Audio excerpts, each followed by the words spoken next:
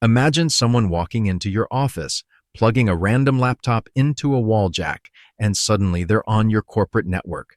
That's exactly the problem we're solving today.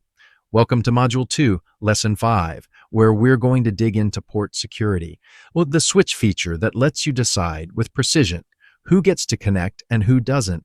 Over the next few minutes, we'll move from the concept down to the actual switch port commands you'll type on real Cisco gear.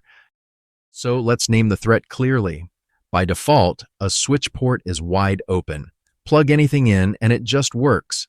That convenience opens the door to three real risks: a rogue laptop quietly joining the network, a flood of fake MAC addresses overwhelming the switch's table, or someone hiding a small, unauthorized hub behind one jack. Port security flips that default. Instead of trusting any device, the port only allows specific MAC addresses and reacts on its own terms when something unexpected shows up. So let's drop into the switch and actually turn this on. We jump into interface JI01, lock it down as an access port. That's a hard requirement. Port security won't run on a trunk. Then enable the feature itself. From there, we tune it.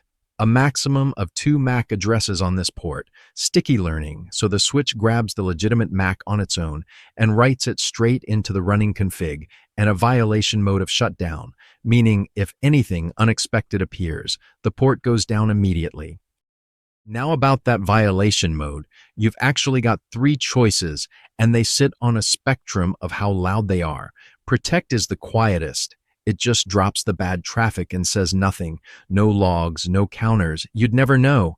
Restrict drops it too, but logs the event and bumps a counter so you actually get visibility into what's happening. Shutdown, which is the default, disables the entire port. Nothing in, nothing out. Until you go in and bounce it with shut and no shut. It's the strictest, and for security work, that's usually exactly what you want. So, let's say shutdown did fire. How do you confirm it and get the port back? Run show port security interface on the port in question, and you'll see port status as secure shutdown, the violation mode, and crucially, the last source MAC that tripped it. That's your forensic clue about who plugged in. To recover, drop into the interface and bounce it, shut down, then no shutdown. And if you ever want the full picture of every secured MAC, the switch has learned. Show port security address is the command you reach for.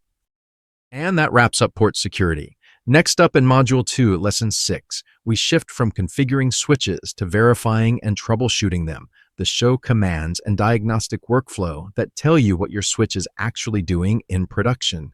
If this lesson helped, hit subscribe and turn on notifications so the next one lands the moment it drops. Full course is on dargslan.com. See you in the next session.